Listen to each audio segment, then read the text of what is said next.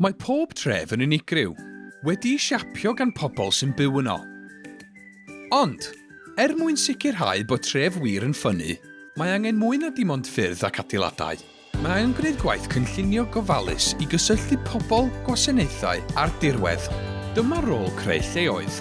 Mae'n ymwneud â deall y perthnasoedd rhwng ein cymunedau a datblygiadau mwyn creu mannau sy'n gwella ffyniant, iechyd, hapusrwydd a lles.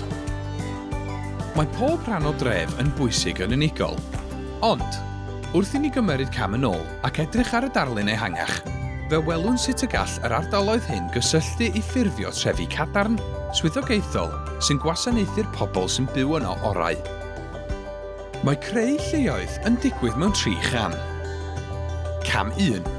Casglu gwybodaeth a data. Deall anghenion unigryw'r dref. Cam 2. Gwrando ar y gymuned a buddeliaid, gan mai llais nhw sy'n bwysicaf.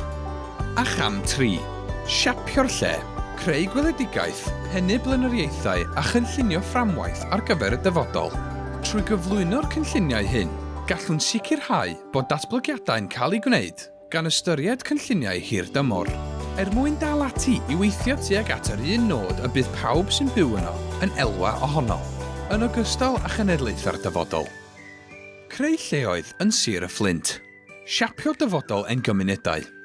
Am fwy o wybodaeth, ewch i'n gwefan.